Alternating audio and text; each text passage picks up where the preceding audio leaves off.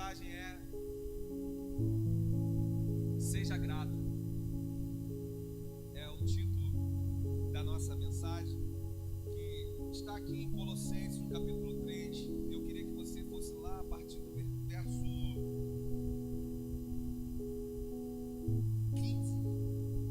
A partir do verso 15. Vai lá comigo. Bom, antes da gente ler aqui, para você compreender só um pouquinho melhor, quando eu digo seja grato, irmão, ser grato a Deus, eu não sei se você já pensou nisso, mas não é só aquele momento em que nós agradecemos, como nós fizemos aqui agora, numa oração. Vai um pouquinho além. Ser grato a Deus é, com todo afinco, nós buscarmos as coisas do alto. É que as coisas do alto, que é onde Jesus está, Paulo vai falar isso aqui nessa carta, tenham mais prioridade do que as coisas terrenas. Nós vivemos aqui nessa terra, irmão, não é se abster do que é terreno, não é isso. Até porque se tem um propósito, se eu e você estarmos aqui nessa terra, é para que sejamos luz nesse mundo. Ou seja, que essa palavra venha reluzir exatamente lá onde eu trabalho, onde eu estou caminhando na rua, com o que nós chamamos de secular, se você gosta dessa expressão, enfim. Mas no que é terreno, manifestarmos o que é espiritual, existe um propósito. Não é se abster do que é terreno, mas é que no nosso coração tenha maior prioridade o que é do alto. Que saibamos, ele vai dizer um pouquinho lá no início do capítulo, vai assim: pensem nas coisas do alto, não nas coisas que são aqui da terra. Morremos com Cristo, vamos ressuscitar com Ele, e existe uma preparação contínua para esse grande dia. Então, se nós já vivemos com esse espírito, nós podemos compreender, irmão, o que é do alto, seguindo a paz e a santificação. Porque em Hebreus ele vai dizer que sem a paz, sem a santificação, ninguém verá a Deus. Amém ou amém? Verá no original é compreender.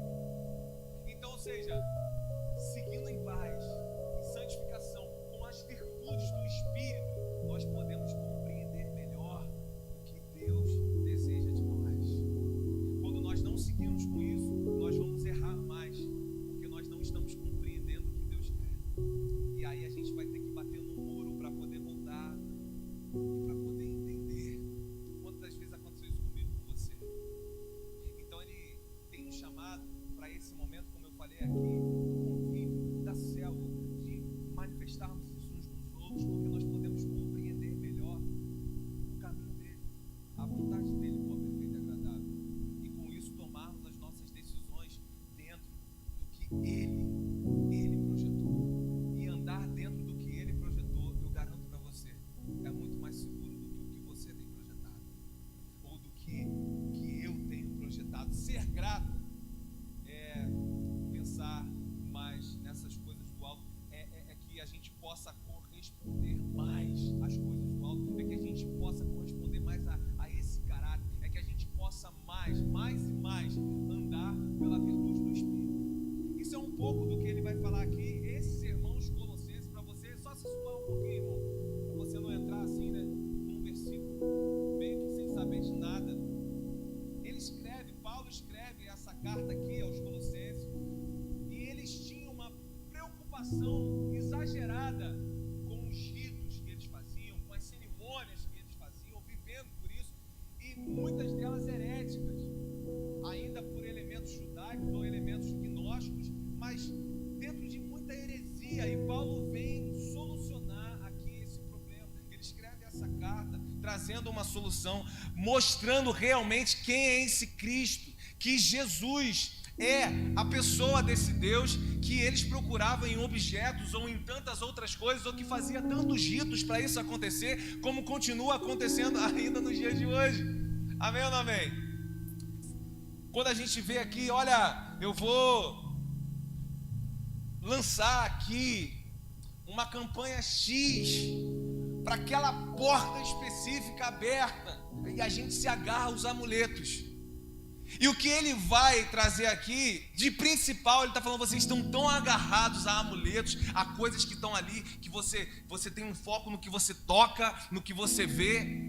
Vocês estão tão agarrados a isso e vocês se esqueceram, ou vocês ainda não sabem desse Cristo Criador, esse Cristo que é o Redentor, esse Cristo que reconciliou o homem pecaminoso com o Pai, com Deus, esse Cristo que morreu no lugar de vocês por causa desses pecados, mas que não ficou morto, que ressuscitou no terceiro dia, que subiu aos céus, está assentado à direita de Deus Pai e intercede em nosso favor, e que quando subiu enviou o Consolador, enviou o Espírito Santo para habitar em você e para dizer, é possível uma vida com as virtudes do Espírito, mas principalmente, ele vai dizer aqui, mais do que vocês andarem para lá e para cá com regrinhas, desenvolva o fruto do Espírito e preste atenção com as obras da carne.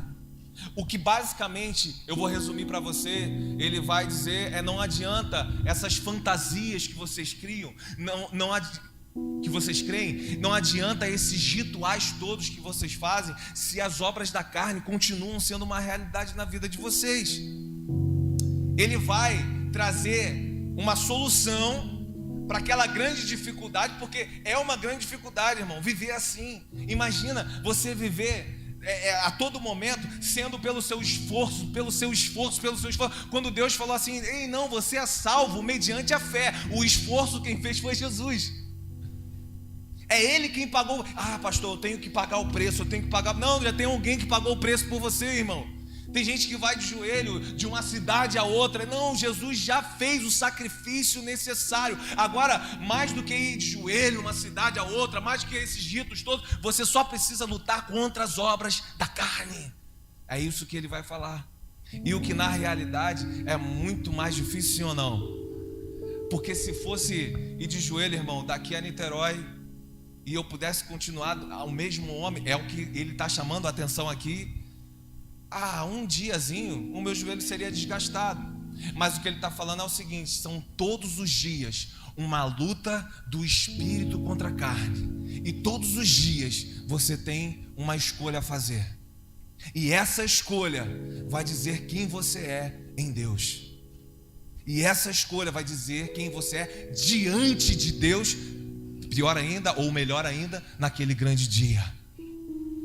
Então ele chama a atenção para isso, não só as virtudes do Espírito, mas se você acompanhar a partir do verso 5, ele vai dizer assim, fazei pois morrer a vossa natureza terrena. Aí ele vai dizer, prostituição, impureza, paixão, lascívia, desejo maligno e avareza, que é idolatria.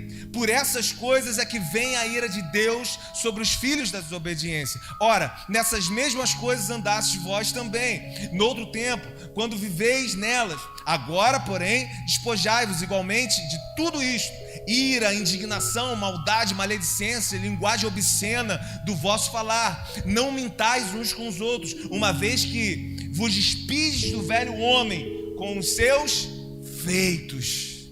Porque a gente cansa de falar assim, irmão, eu preciso dessas virtudes que nós vamos ver um pouquinho mais na frente do Espírito. Eu preciso ser mais paciente, eu preciso ser longânimo, eu preciso ser mais bondoso. E a gente foca, sim, a gente tem que focar nessas virtudes do Espírito. Mas olha só, ele traz algo bem contrastante para os Colossenses, porque ele também fala para ele assim, foca também na obra da carne que não deve ser praticada. Isso pouco a gente vê falar, sim ou não? Quando você vê aí essas mensagens aí na internet, esses vídeos curtos, vídeos rápidos e tal, e não sei o que, olha, Deus pode tirar dessa condição, e pode mesmo, e Ele faz mesmo. Nós somos obra, resultado dessa obra. Aqui estamos aqui por causa disso. Amém ou não amém? Mas pouco se vê falando sobre, toma cuidado com as obras da carne, porque elas também te levam para um lugar distante da presença, da paz e da salvação em Cristo Jesus. Elas também te afastam de estar do amor dele, pastor. Não, do amor dele não. Nada pode, é uma palavra, te afastar do amor dele, mas te afasta dele. te afasta de estar com Ele naquele grande dia, te afasta dessa presença. Sim, afasta. Então ele traz uma ênfase para esses irmãos: para com esses rituais, para. Se você praticar as virtudes do Espírito, se você disser não às obras da carne, o que é um rito e talvez um peso para você, vai ser uma alegria e uma satisfação, porque está movendo no seu interior algo que é gratidão ao Senhor. Ele vai passar por isso daqui e vai chegar no ponto em que eu pedi para vocês abrirem, que ele vai dizer assim: seja a paz de Cristo o árbitro em vosso coração, a qual também foste chamado um só corpo, e sede agradecidos. Sede o quê? Agradecidos. Habite ricamente em vós a palavra de Cristo, instruí-vos e aconselhai-vos mutuamente em toda sabedoria, louvando a Deus com salmos, hinos, cânticos espirituais e com gratidão em vosso coração. E tudo que fizer, seja palavra, seja ação, fazei em nome do Senhor Jesus, dando graças a Deus. Então eu começo com você aqui, falando sobre o que é dar graças a Deus. Dar graças a Deus não é só quando nós paramos para agradecer por aquilo que Ele fez e Ele continua fazendo. Dar graças a Deus é ter uma aliança de fidelidade com Ele. Dar graças a Deus é dizer não para obras da carne. Você está falando, pastor, que a gente tem que ser perfeito. Seria bom, mas ninguém vai ser. Essa é a verdade. Nenhum de nós vamos ser. Nós vamos cair em algumas dessas obras. O que foi falado aqui, em algum momento do dia nós vamos cair, mas que nós tenhamos a fidelidade a Deus de reconhecer para Ele: Pai, me perdoa. Me perdoa como? Eu me afasto. Eu não quero só dizer ao Senhor o quanto eu estou arrependido, mas a palavra diz: aquele que deixa o pecado. Eu quero deixar. Se eu sou um cristão, é claro que a nossa vida é cristã, irmão, e nessa aliança ela não é só para cima, ela vai, mas que na próxima que eu errei, que eu me arrependi, eu não erre mais. Eu posso errar em outra coisa, mas isso se chama evolução e maturidade na fé, nessa aliança com Ele, em sermos verdadeiramente gratos com Ele. E a todo tempo, daqui para frente, agora na carta, depois de Paulo falar sobre esses ritos, sobre essas fantasias, dele trazer Cristo como realmente Cristo é na minha e na sua vida, depois dele exortar os irmãos com essa parte aqui sobre as obras da carne e falar dessas virtudes do Espírito, daqui para frente ele vai ensinar o pai como deve ser com o filho com os pais, esposa com o marido com a esposa, patrão com o funcionário com o patrão, e dali para frente ele vai só agradecer. Então, nessa mensagem que tem por título Seja Grato, eu quero expressar e passar um pouquinho por você sobre o que é ser grato com o Senhor, mas também lembrar a você que nós precisamos, ainda que fosse o apóstolo Paulo, o quão é importante a nossa gratidão com o próximo, os que fizeram parte ou os que fazem parte da nossa caminhada de fé, os que estão nos tempos de dificuldade, de acertos, de erros, os que chegaram agora e que já fazem parte como se fizesse parte há 10 anos da nossa vida, porque isso é proporcionado no mesmo Espírito que habita em mim e em você e nos faz a mesma família em Cristo Jesus, amém? Então, logo numa segunda parte, ele fala: então se revistam do novo homem.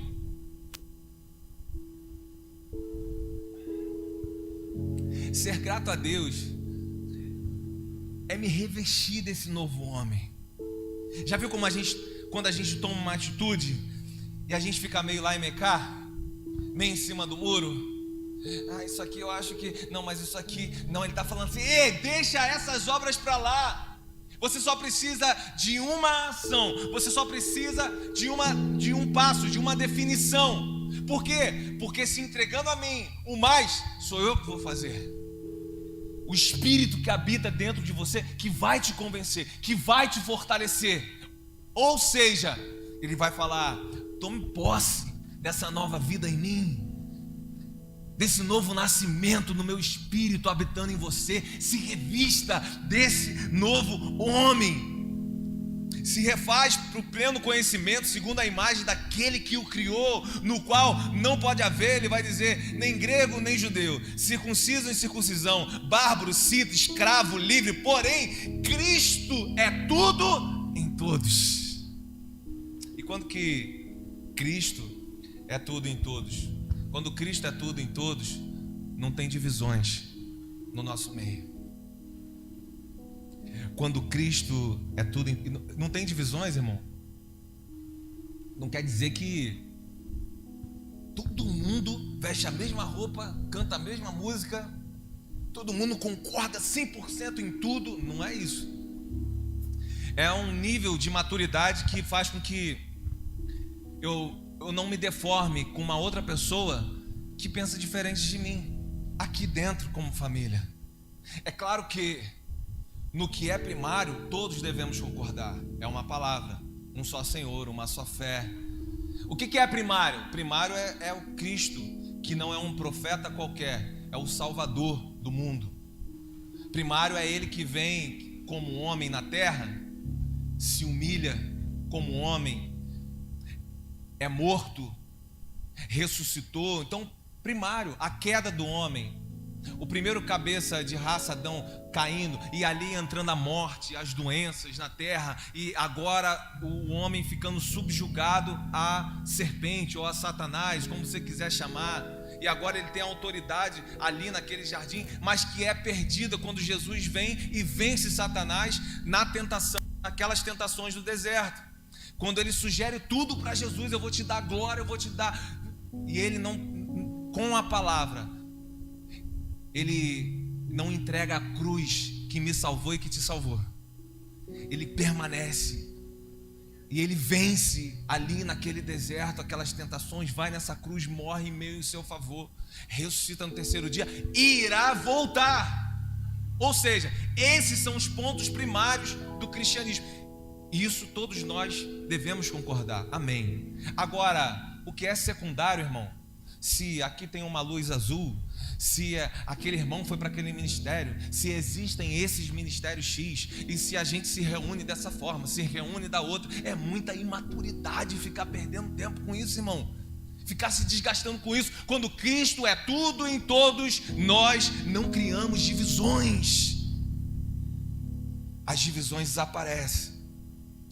E as virtudes aqui que ele apresenta devem ser cultivadas. No verso 12, acompanha comigo. Revesti-vos, pois, como eleitos de Deus. Ei, tome aí, irmão, tome aí essa alegria, esse privilégio e essa responsabilidade. Se revista como esse que é um eleito de Deus, santos e amados, de ternos afetos e misericórdia, de bondade, de humildade, de mansidão, de longanimidade.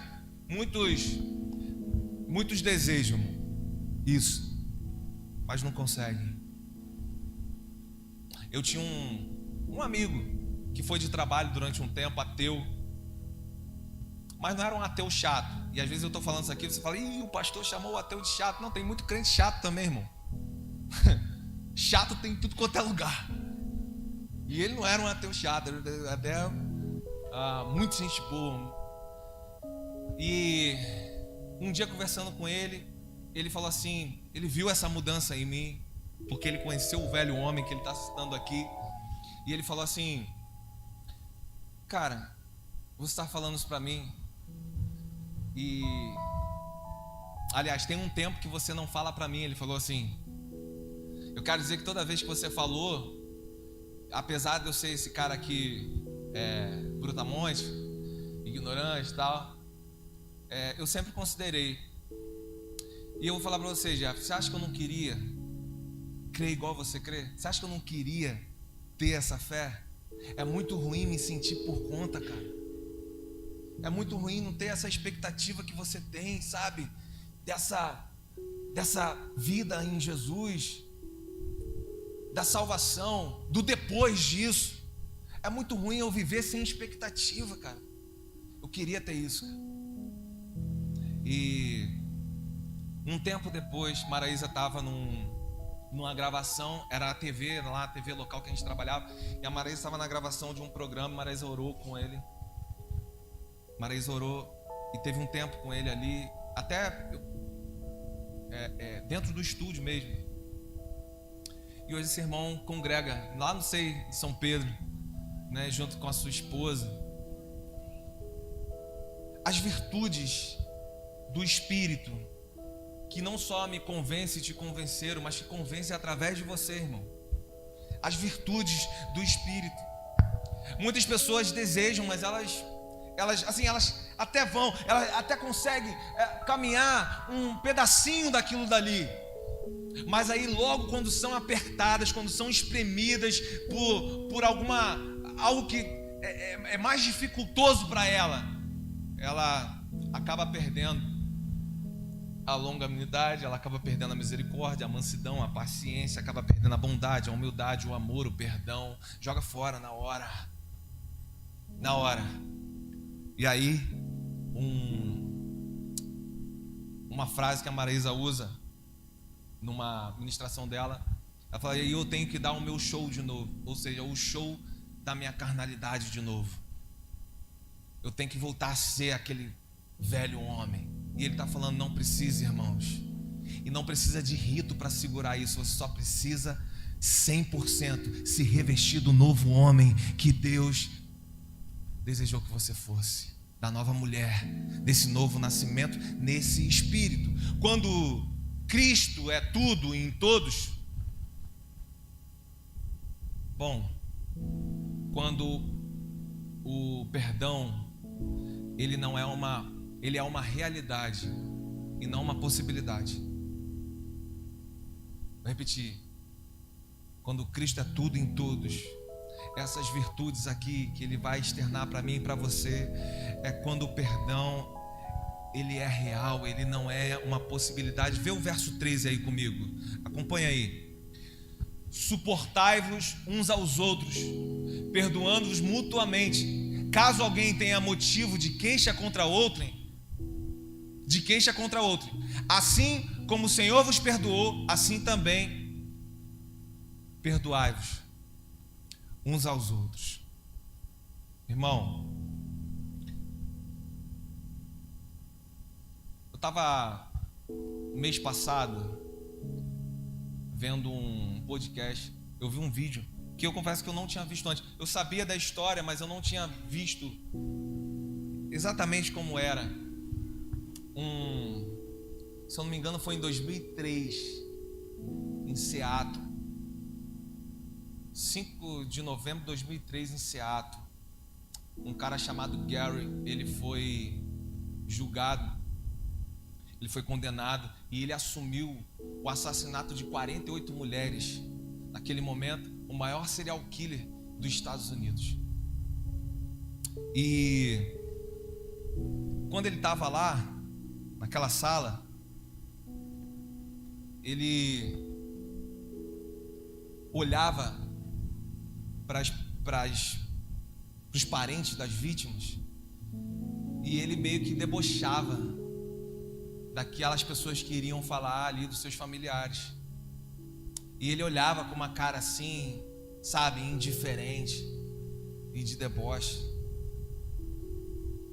Até que entrou um senhor de bastante idade.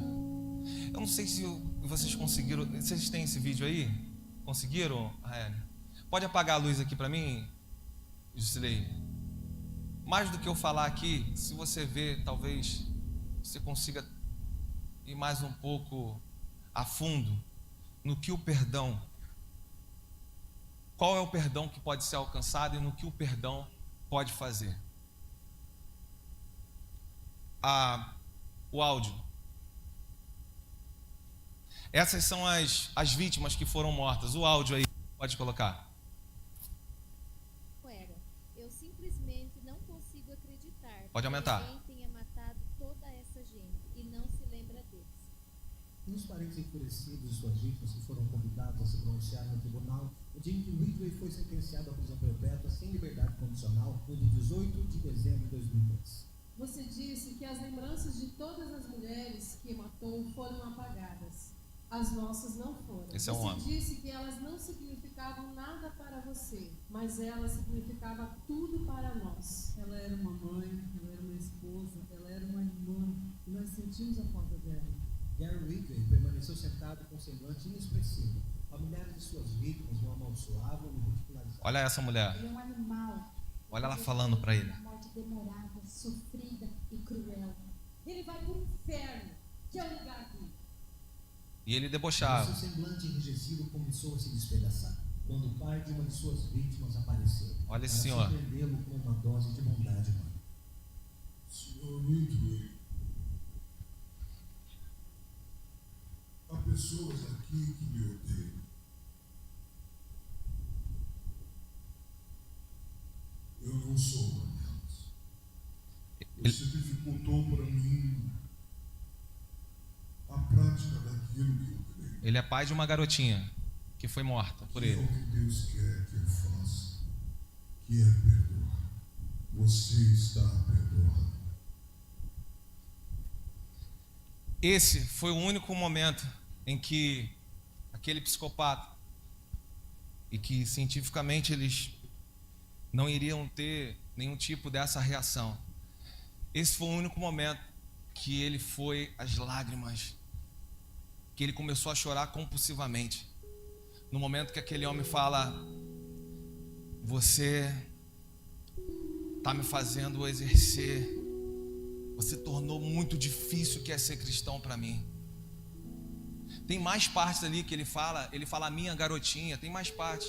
Ele fala: olha, você subiu o sarrafo do que é ser grato em fidelidade ao Senhor, ou seja, em continuar a minha aliança com Ele, do que é exercer esse cristianismo. Você subiu esse sarrafo, mas mesmo assim, pelo que eu carrego dele, pelo que eu fui perdoado nele, no tanto que eu não merecia da parte dele, eu vou exercer isso com você. Eu também não merecia esse perdão. Eu também não merecia ser perdoado. Por isso, eu te perdoo. Quando Cristo é tudo em todos, o perdão, ele é real e não mais uma possibilidade. Ele é real. Ele olha para aquele homem, e isso ficou marcado ali naquela história. Um momento que um homem frio, um assassino, se derrama. Ele nunca tinha nem esboçado, não é que ele nunca tinha chorado, ele nunca tinha esboçado nenhuma reação diante de juiz, diante de ninguém. Quando um princípio das virtudes do Espírito confronta esse homem amor, ele se derrama em lágrimas. O poder do perdão, irmão.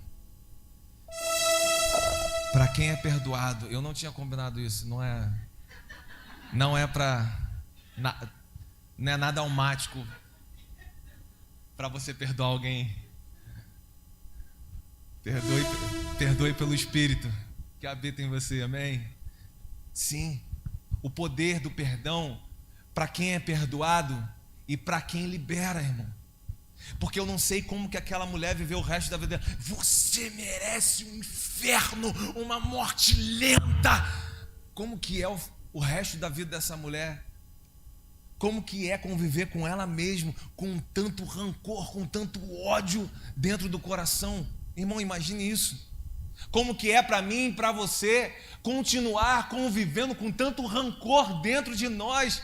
Como diz uma frase conhecida, tomando veneno todos os dias, desejando que o outro morra. Quando na verdade somos nós que estamos morrendo, somos nós que paramos ali naquela situação e nunca mais desenvolvemos nada, nunca mais avançamos em nada.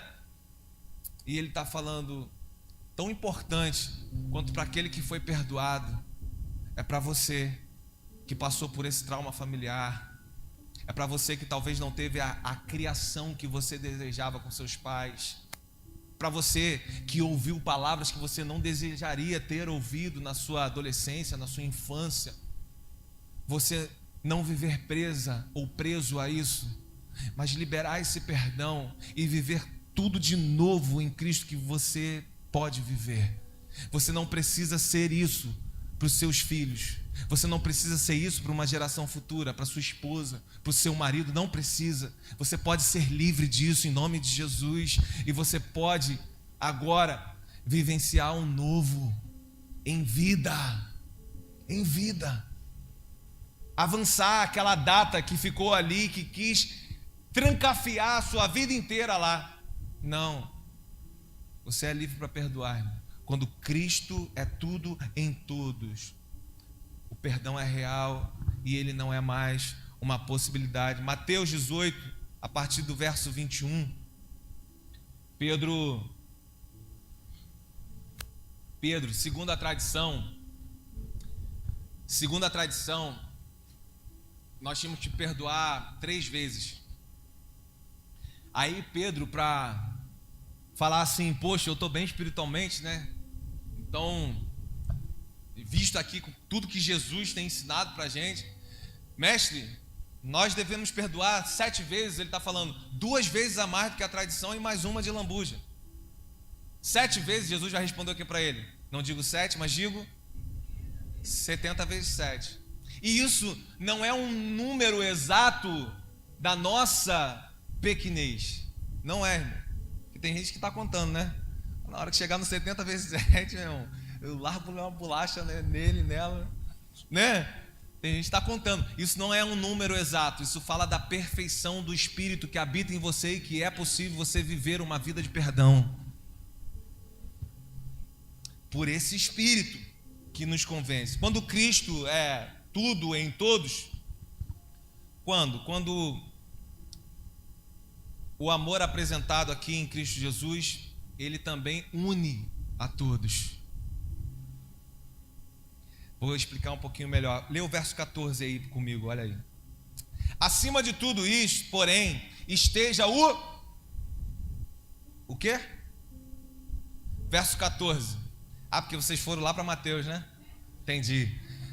Acima de tudo isto, 14 é onde a gente estava, tá, gente? Colossenses 3:14. Acima de tudo isto, porém, esteja o amor, que é o vínculo da perfeição. Ele é o vínculo da perfeição. Presta atenção nisso aqui. O amor em Cristo Jesus, vínculo da perfeição no meio da minha e da sua imperfeição. Se fosse depender da nossa perfeição, a gente vai ficar vendo aí o que o outro tem de ruim, o que ele deu mole, o que ele fez que não é compatível com o que eu penso. Mas quando Cristo é tudo em todos, esse amor nos une, porque o amor torna perfeito as nossas imperfeições de relacionamento, as nossas imperfeições no relacionamento, em estarmos uns com os outros. Não só quando eu falo isso de forma individual, mas no corpo, na igreja. Aí a gente vê que a gente não vai ter unidade, né? Estarmos um com o outro, ter essa unidade só com quem a gente tem afinidade, ou só com quem concorda com tudo que a gente diz, ou só com quem às vezes serve junto com a gente, que acompanha as nossas ideias no ministério, que está sempre ali porque a gente precisa. Quando esse amor aqui ele está acima de tudo, as práticas, nossas práticas vaidosas, nossas práticas egocêntricas, elas vão cair por terra. Elas não vão fazer mais parte da nossa realidade. Quando Cristo é tudo em todos, esse amor, ele vai estar acima. E se nós colocamos esse amor dele acima, nós podemos conviver com as nossas imperfeições. Nós podemos compreender melhor uns aos outros. E isso muito, irmão, para dentro do contexto igreja, ou para dentro do convívio igreja, aonde às vezes a gente é tão infantil, às vezes a gente dá tanto mole, sabe, de perder tanto tempo com o que é secundário, de perder tanto tempo com o que, irmão, na verdade não vai fazer diferença nenhuma, só está relacionado, na verdade, é a nossa vaidade. ao egocentrismo que a gente carrega. E ele está falando assim, olha, isso vai existir. Existia lá, existia em outras igrejas que ele mandou a carta. Não vai existir aqui? Existe. Mas ele vai falar assim, coloca o amor acima e vocês vão poder conviver com as suas imperfeições, porque esse amor é perfeito. Esse amor é perfeito. A unidade nesse amor. E é exatamente sobre isso que o verso 15 vai concluir. Leia aí comigo. Seja a paz de Cristo o árbitro em vosso coração, a qual também fosse chamado um só. E sede o quê? Agradecidos. Esse versículo aqui, ele é muito utilizado de forma errada. E eu queria que você tivesse uma atenção nisso aí agora. A gente vê muito esse versículo, ele sendo usado aqui. Olha, que a paz seja o árbitro em vosso coração. A gente vê muito esse versículo aqui sendo usado para tomadas de decisões. Tem paz? Faz. É ou não é? Não teve paz? Não faz. Quantos de vocês veem isso? Aliás, que seguem, às vezes, ainda seguem isso. Ouviram, virou uma quase doutrina, né? E muitos são direcionados por isso, num erro, irmão, porque esse versículo aqui, ele não está falando sobre isso. Eu vou ter paz, pastor, senti paz para comprar esse carro, eu senti paz para comprar essa casa, sabe, vou comprar. E às vezes algo mais profundo, senti paz para casar, não senti paz para casar. Mais profundo, senti paz para divorciar. Não sentir paz para divorciar, para pedir perdão, para poder, irmão, para perdoar alguém. Não, pastor, não estou sentindo que é a hora. Estou sentindo que não é a hora. Eu não estou com paz no meu coração para conversar e perdoar essa pessoa. Quando Cristo é tudo em todos, o perdão é uma realidade e não uma possibilidade. A gente acabou de ver um exemplo muito forte sobre isso. E para quem? Para atender o pedido de alguém? Não.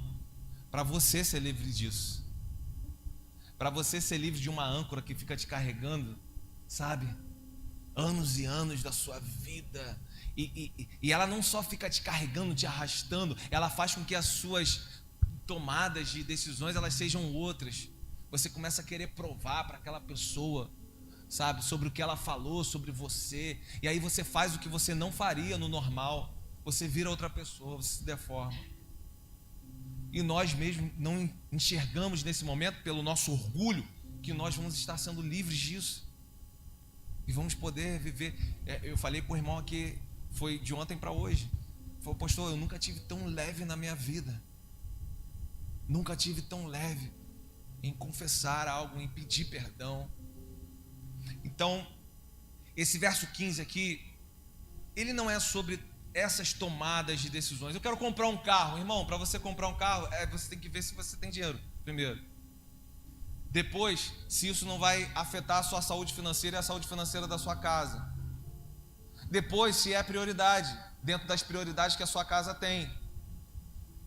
Não é sentir paz.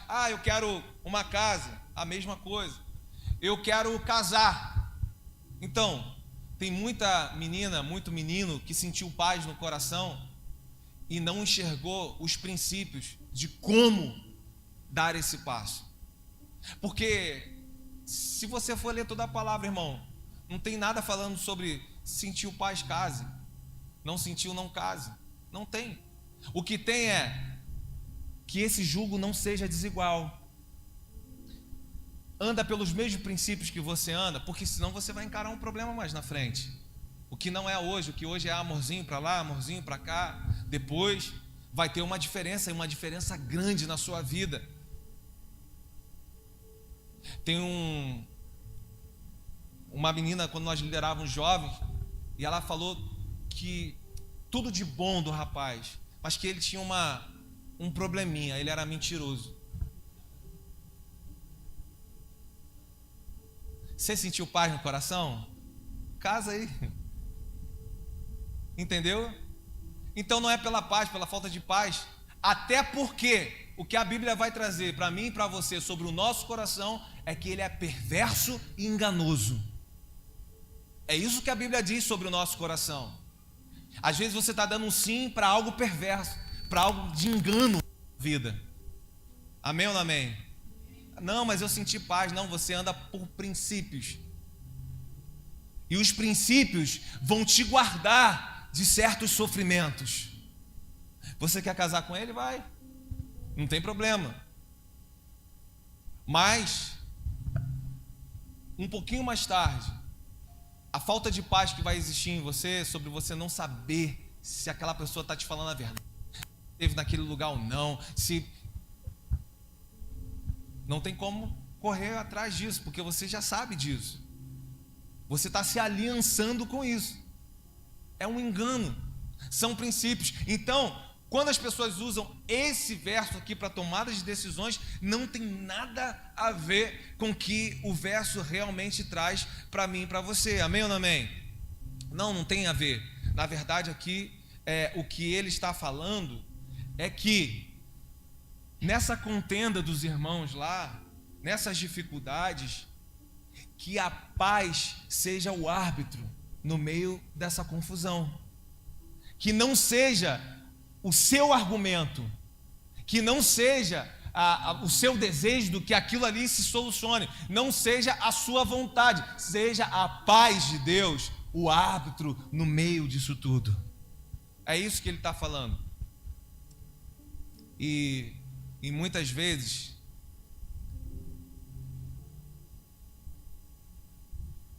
para uma felicidade nós vamos ter que preferir a paz do que a razão. Muitas vezes, para exercer essa virtude do Espírito, preste atenção nisso, para exercer essa virtude do Espírito, você vai ter que escolher essa paz do que a sua razão. A sua razão pode até estar lá em cima, mas ele está falando assim: deixa a paz ser o árbitro, deixa a paz decidir, deixa a paz fazer com que você continue caminhando com essa pessoa, deixa essa paz aqui ela solucionar o problema, deixa essa paz aqui manter junto essa aliança com o corpo, com a igreja, ou na nossa família, com um casal. Então, mais do que essa tomada de decisão, essa paz, ela fala sobre isso. A gente não andar pelos achismos, pelos enganos do nosso coração, mas ela ser o árbitro e ela decidir. A gente fala assim: olha, eu estou em paz com isso, pastor, e isso pode acabar sendo um argumento perfeito, entre aspas, se é que você me entende aí. Eu estou em paz com isso, pastor. Quantas pessoas falaram isso? Eu estou em paz com o meu tempo aqui em casa, longe da comunhão. Eu estou em paz em não resolver esse problema com esse irmão. Eu estou em paz com essa decisão que eu tomei. Eu estou em paz. E isso longe de tudo que a palavra direciona e indica. E ela fala: eu estou em paz. Essa paz aqui, ela pode ser esse argumento perfeito para você atender a perversidade e o engano do seu coração. Pense nisso, irmão. Pense nisso. Diante de situações que nós vivemos como corpo, algo que a gente diz que está em paz, mas na verdade a gente está atendendo a perversidade e o engano do nosso coração. E cada vez mais nós estamos presos nesses enganos do nosso coração. Cada vez mais andando em círculos. Cada vez mais a gente não avança no que nós precisamos e no que nós dependemos no Senhor, com a nossa família, em tudo que o Senhor tem já projetado para nós. É só olhar para trás e ver um pouquinho a linha da sua história, a linha da sua vida. Aqui nesse verso 15 aqui, ele está usando essa paz como árbitro. Aliás, não usa essa paz como o árbitro para essa tomada de decisão. Isso é muito importante. É o que a gente precisa fazer em meio aos nossos conflitos, irmão. E qualquer conflito, irmão, seja no corpo, seja na igreja, seja dentro da sua casa. Ele diz assim: fosse chamados em um só. Vocês foram chamados em um só corpo. Se houver desentendimento, essa paz aí vai ser o árbitro. Nós não fomos chamados para andarmos sozinhos. Já viu pessoas que, não, eu tô aqui, pastor, mas eu tô com o Senhor. Eu tô bem. Em nenhuma palavra você vai ver que nós somos igreja sozinhos, nenhum. Nós somos igreja na comunhão, na unidade. Cristo é tudo em todos. Quando não tem divisão, na unidade, nesse amor acima de todas as coisas que promove essa unidade, essa perseverança em continuarmos o que Ele projetou. Isso vai nos defender de muitos e muitos enganos do meio do seu coração. Tenha certeza disso. Versos 16 e 18. Habite ricamente em vós a palavra de Cristo. Olha aí. Habitar é você ter, guardar essa verdade, essa palavra, ela está em você.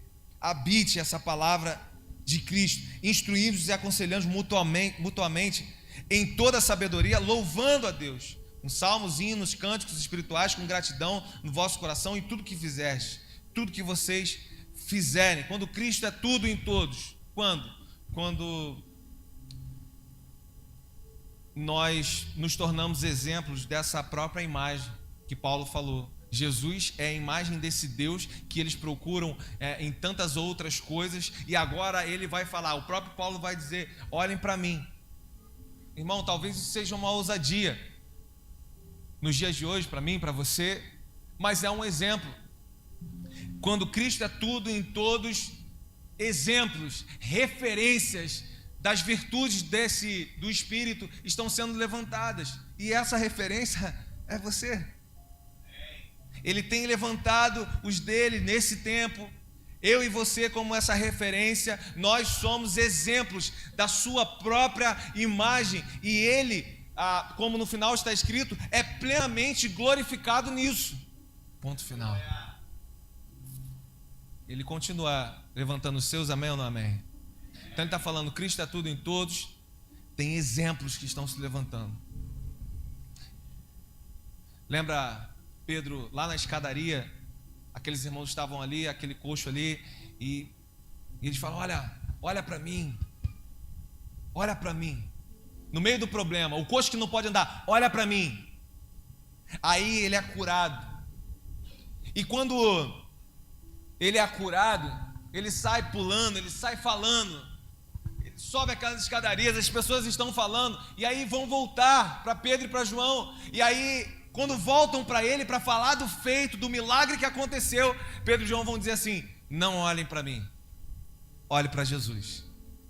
Eu não sei se você percebeu, mas o Senhor sempre vai continuar levantando homens e mulheres que na hora da responsabilidade eles vão dizer, olha para mim. Na hora do comprometimento com as virtudes que são espirituais, lutando contra as obras da carne, homens e mulheres que vão se levantar e vão dizer, olhe para mim, estou aqui, estou sofrendo? Estou. É difícil todos os dias? É. Mas na força do poder dele, eu continuo sendo fiel a ele em todo momento. Olhe para mim como exemplo das virtudes do Espírito. E quando vier a glória para esses homens e para essas mulheres, e quando as pessoas quiserem depositar neles aquilo que só cabe ao Senhor, eles vão dizer, não, agora não olhem para mim, porque quem faz tudo isso é Jesus. Olhe para Jesus. Eu creio. Você crê? Homens e mulheres que continuam sendo levantados pelo Senhor nessa responsabilidade. E daqui para frente é só gratidão. Ele passa por esses ensinamentos de pais, filhos, senhores, escravos, esse comportamento, e ele vai dizer um pouquinho mais para frente aí, no verso 2 do capítulo 4, perseverai na oração, vigiando com ações de graças.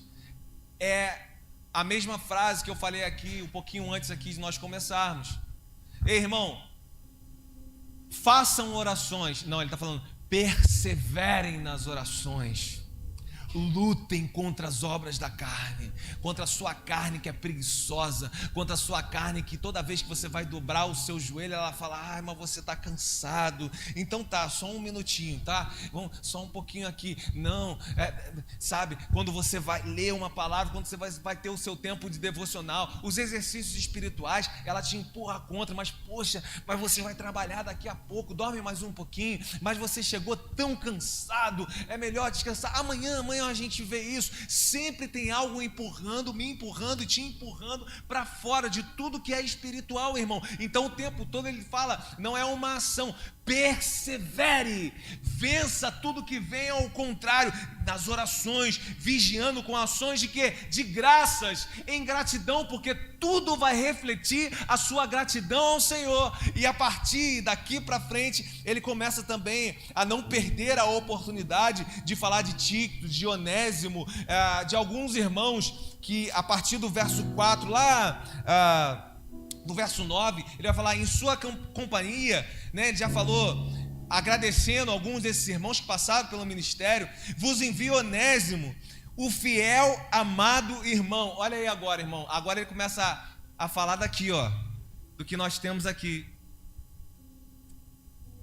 com irmãos, com o que está do nosso lado.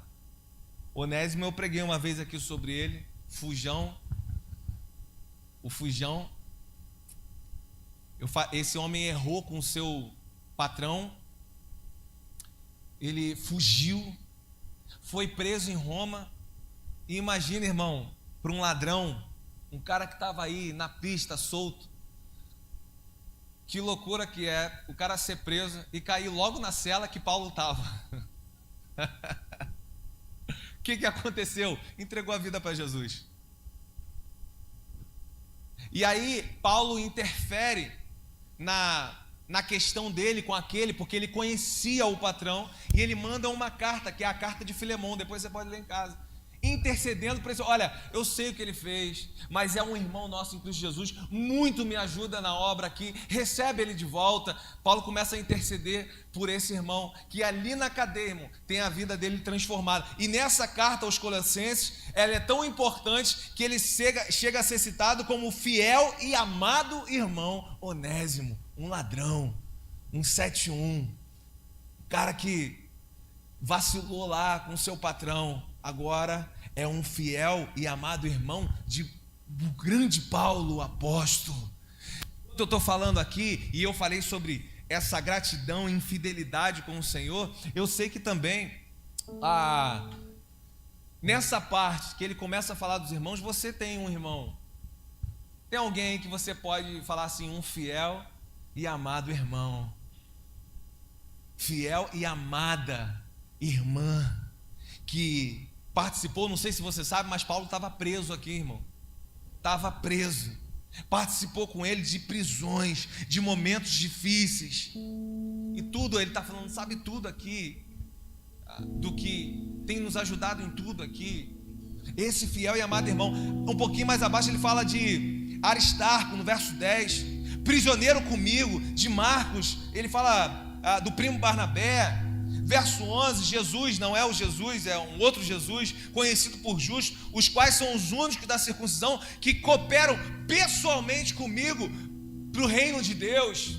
Ou seja, quando eu estou falando aqui, quanta gratidão, irmão, que tem no meu coração, de irmãos que passaram na minha vida, que eu posso falar, fiel irmão, irmãos que participaram no momento que ele está falando aqui de prisão, ou seja, o pior momento da nossa vida, a hora de escassez, a hora difícil, sabe, que as pessoas não vão querer estar muito perto de você, mas tinha alguns enviados de Deus, tinha algumas pessoas que estavam ali naquele momento, ou que estão no dia de hoje conosco. Tem aqui esse Jesus que ele vai citar, um cooperador pessoal do reino com ele, alguém que está pessoalmente contigo todos os dias, ou teve em parte da sua história, andou com você no seu ministério. Ele fala no verso 12 de Epáfras, que é dentre vós servo de Cristo Jesus, ao qual se esforça sobremaneira continuamente por vós em oração. Ou seja, é um intercessor dos colossenses, um intercessor da igreja, um intercessor do meu ministério. Tantas pessoas que intercederam para que você tivesse sentado aqui hoje, tantas pessoas que oraram contigo nos momentos mais difíceis, que oram com você, que continuam intercedendo pela sua vida. Verso 14, ele vai dizer: Lucas, o médico amado, Demas, agradeço a todos, saúdo a todos, irmãos de Laodiceia, de Ninfa, e a igreja que hospeda em sua casa, ou seja, irmãos que nos acolheram. A gente tem motivo para agradecer. Obrigado, Senhor, por irmãos que me acolheu, aquele irmão ou aquela irmã que me acolheu com toda a minha deficiência, quando não sabia nada, quando eu estava nascendo em Cristo Jesus, não entendia nada dessa palavra, mas aquele amor, aquele acolhimento, receber na sua casa fez tanta diferença na minha vida, e nós às vezes esquecemos de sermos gratos por isso. Também dizei aqui, atenta para o ministério que recebeste do Senhor. Atenta para o ministério que recebeste do Senhor, para o cumprirdes. E no final ele vai falar: olha, lembra desse irmão também, que eu passei lá, recebeu uma palavra. Atenta a ele. Tem um ministério de Deus na vida dele, para ele cumprir o que está sobre a vida dele. Sabe, irmão, um coração grato, ele externa o que ele vivenciou o dia com Deus, ele externa em fidelidade a Deus, ele externa o que ele vivenciou um dia com pessoas. Você pode se colocar de pé? Queria apenas que você não saísse do seu lugar, que você não conversasse com ninguém.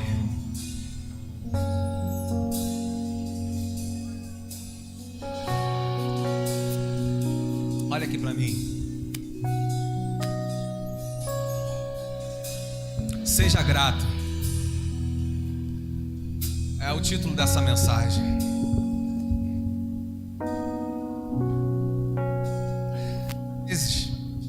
Nós caímos no engano de pensar assim: essa pessoa sabe.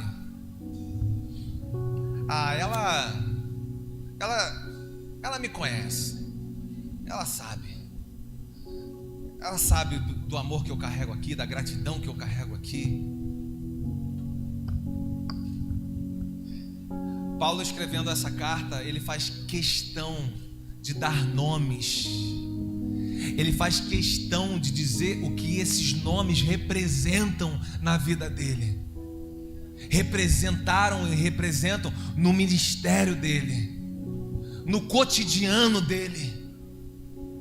Talvez tenha um tempo, irmão, que você não fala o quanto essa pessoa é importante para você. Talvez tenha um tempo que você não externe isso de verdade, com toda a gratidão do seu coração, a esse esposo, a essa esposa, a esse filho, a esse amigo na fé, a esse fiel amado, como ele disse, a esse que participou de prisões, ou seja, de momentos muito difíceis com você.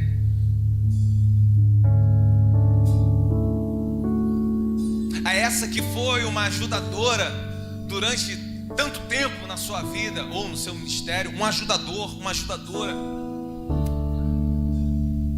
O tempo vai passando, irmão, e às vezes nós perdemos essas oportunidades. Ei, olha aqui para mim, de dizer como que essa pessoa é importante na minha vida. Como que ela foi, como que ela continua sendo importante na minha vida. Tantas batalhas, tantas histórias,